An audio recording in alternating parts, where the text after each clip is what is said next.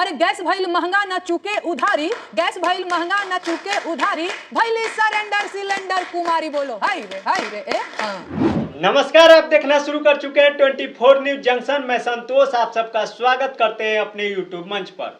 दोस्तों, 2024 के लोकसभा चुनाव में अमेठी से करारी हार के बाद पूर्व केंद्रीय मंत्री स्मृति ईरानी पूरी तरह सियासत मंच से गायब हो गई थी। न अमेठी में उनकी कोई सक्रियता, न दिल्ली की सियासत में कोई बयान, न संसद में कोई उपस्थिति और न ही मीडिया में कोई मौजूदगी।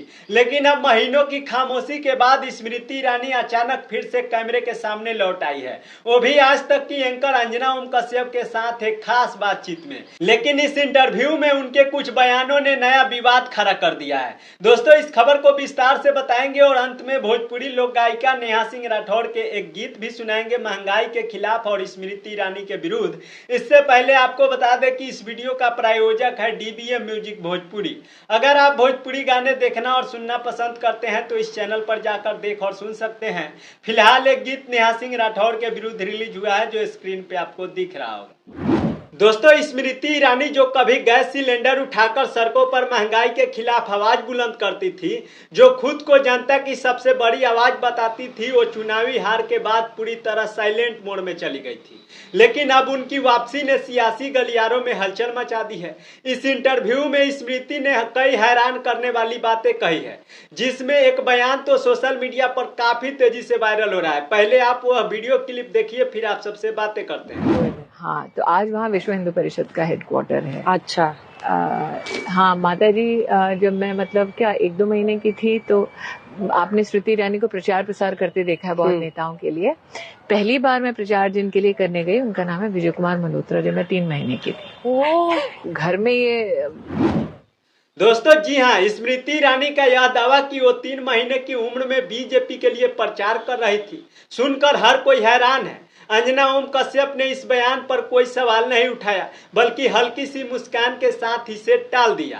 अंजना ने मजाक में कहा कि शायद स्मृति ईरानी अपने पुराने सास बहू सीरियल्स के किरदार में लौट आई है। लेकिन सवाल यह है कि क्या एक 3 महीने की बच्ची प्रचार कर सकती है? और अगर यह महज एक मजाक था तो क्या पत्रकारिता का काम बिना सवाल पूछे नेताओं के बयानों को स्वीकार करना है?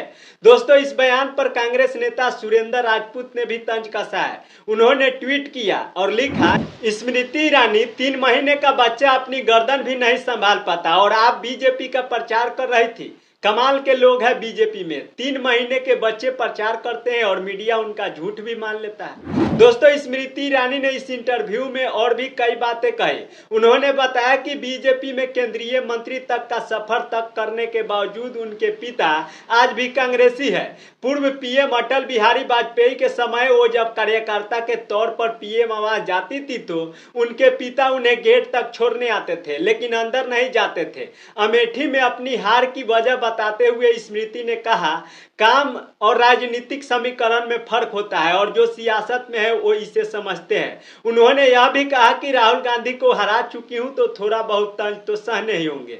लेकिन सवाल यह है कि क्या स्मृति ईरानी की सियासत सिर्फ एक स्क्रिप्टेड किरदार थी जो हार के बाद गायब हो गई, और अब जो वापसी हुई है वो क्या सिर्फ सुर्खियां बटोरने की कोशिश है? दोस्तों, बीजेपी में लंबी लंबी बातें करने और चौंकाने वाले बयानों का एक अनकहा मुकाबला सा चल रहा है दोस्तों। लेकिन इन सब के बीच असल मुद्दे अमेठी की समस्याएं, जनता के सवाल कहीं गायब से हो गए हैं। देश में महंगाई, भ्रष्टाचार, अपराध चरम पर है। इसे देखते हुए भोजपुरी लोक गायिका नेहा सिंह राठौड़ ने प्रधानमंत्री नरेंद्र मोदी और स्मृति ईरानी को कटाक्ष करते हुए एक गीत भी जारी किया है। पहले आप वो गीत सुनिए, फिर आप सबसे बातें करते हैं। सुना सुना चौकीदार, दे दाना हमके नौकरिया, कबले रही बेरोजगार, अब नहीं होता बेगरिया। अरे गैस भइल महंगा ना चुके उधारी, गैस भइल महंगा ना चुके उधारी, भइली सरेंडर सिलेंडर कुमारी। बोलो हाय रे ए भइल महंगा सिलेंडर 1000 के पार, स्मृति दीदी हो सुनला ना यार जी हमार। तो दोस्तों नेहा हमेशा अपने गीत के जरिए बीजेपी को ट्रोल करती है और एक बार फिर इस गीत के माध्यम से महंगाई के खिलाफ मोदी और स्मृति ईरानी को लपेट ली है।